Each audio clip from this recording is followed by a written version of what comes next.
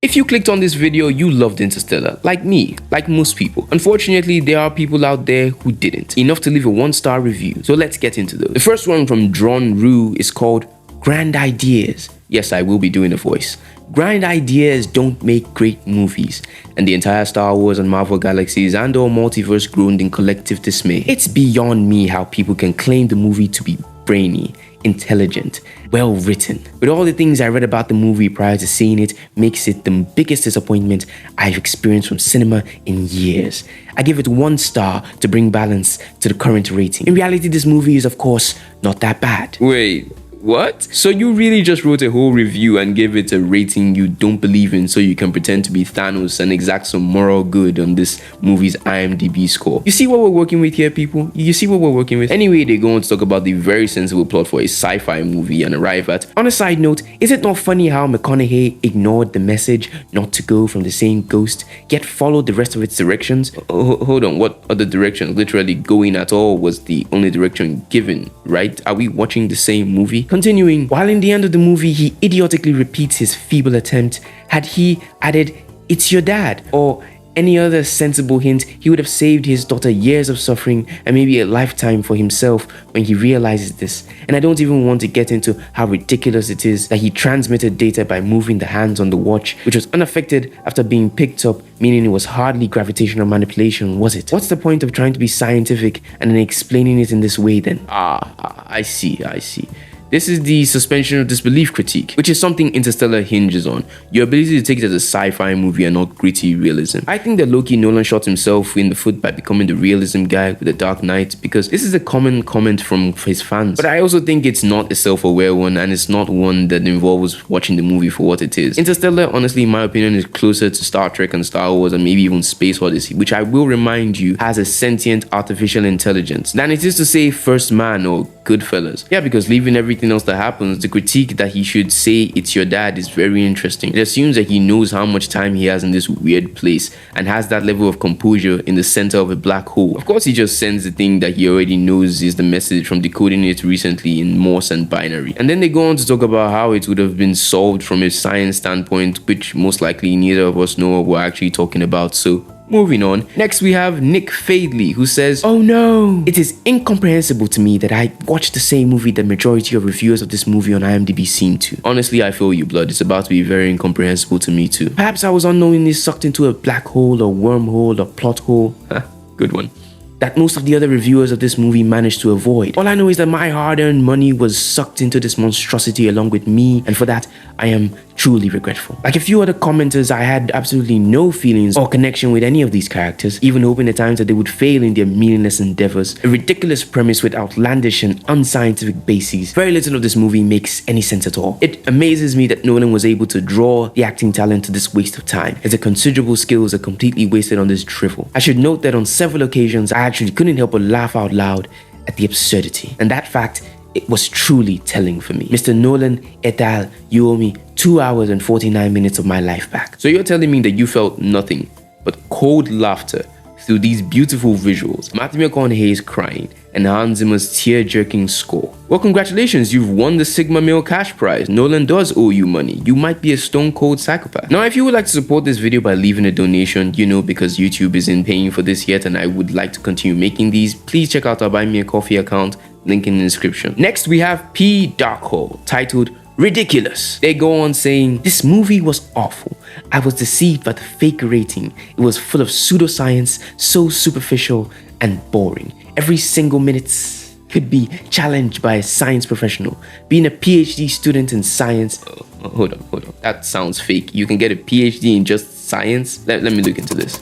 Okay, so apparently you can. Natural sciences. Now, this might sound like some heavy Nolan fanboying, but isn't that why this movie is a science fiction movie? Once again, this is like getting mad at Star Wars or Star Trek. The moment beings from another dimension enter the chat, I'm expecting to see a warp drive and lightsabers. Bro was still thinking in one of his 5 PhDs. And he goes on, "I envy the sci-fi script writers and directors that can pop up any bullshit and be praised by non-professional audience." Praised for what though? Creating entertaining plots and worlds? That's their job. This is like critiquing Goodfellas as a gangster or mafia boss and thinking to yourself, yeah, this isn't real, don't like the movie, and yeah, it's not what I experienced. Hey Tony, Tony, is this what we go through in real life? That's not even on the script. Such a ridiculous reboot. Underground NASA that launches billion-dollar projects in the famine condition. Yeah, like NASA and the government would never finance their own personal things even when people are suffering in the real world. They would never do that. The huge tide on that planet without considering the depth of water entering the black hole unprotected, love being the fifth dimension, contacting through black hole by pushing the books. Oh my. Can anybody be more superficial about science? My advice to anybody who has a critical mind, don't waste your time. Okay, so first of all, you could outline all of that without thinking, yeah, maybe I have the wrong idea of this movie. Wow, because a movie with a planet that has ice in the clouds and waves without depth should be still put under Newton's laws. Okay.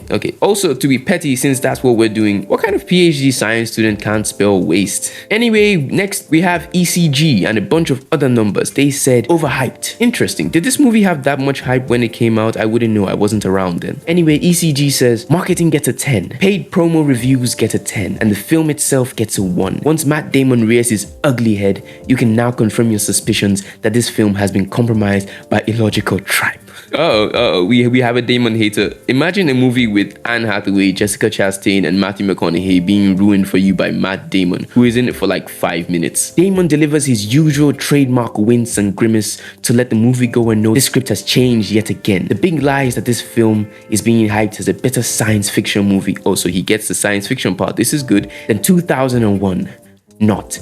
Anne Hathaway looks like a clueless deer in the headlights when she's supposed to be a top astrophysicist. First of all, wow, he's really coming for all of them. And also, you know that tends to happen when you're a theorist and a ground scientist and not an astronaut cheering for space, the final frontier. Even astronauts say that they go into space and they're not exactly sure what they're going to meet. That's just the truth. It's always a different feeling than training on Earth. Just saying. They go on. Matthew McConaughey plays a top mechanical engineer that is now a farmer due to a world filled with way too many people. The typical message from the Marxist Hollywood crowd is ever so present. Earth is turning into a dust bowl from global warming. Yeah, first of all, did they ever mention global warming? I'm quite sure that's not what it was. It was something else like disease. And also, what then do you say about Hollywood producing movies like Blade Runner and The Matrix? Like, isn't that very much relevant commentary on how we are slightly in a technological dystopia? I mean, those movies keep getting made. And again, I don't think Nolan wrote this to be a political statement about climate change. And even if, isn't it worth the conversation at least? It's not like the storytelling is being sacrificed for some soapbox speeches about recycling. In fact, the main character is one of hope rather than the despair. This is the problem with being triggered by anything remotely alluding to the politics you don't agree with. As I have covered in my video on the critiques of Ahsoka, you end up with meritless takes like this. If anything, this plot point is more likely signed off and sponsored by a more right-wing fellow like Elon Musk, who isn't a big fan of climate hysteria and just wants to get us off the planet. They go on, kids can't follow their dreams as grade school would determine their careers.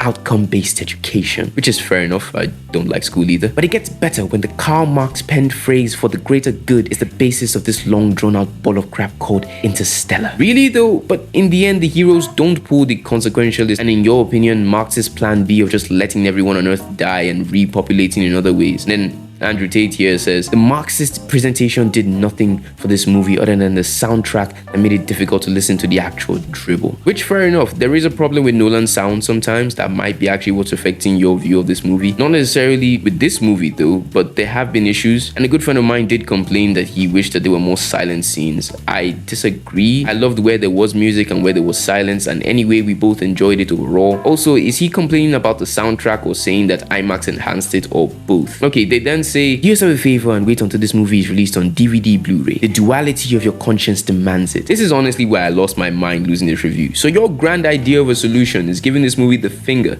by buying it as a DVD? Where do you think that money goes to? Children in Africa? Their solution after all the Marxist political accusations is really just to pay Nolan later. This is honestly so rich. Let this be a reminder to you as a creative or worker or person in general, no matter what you do, there will always be haters. Like and subscribe, and I'll see you soon.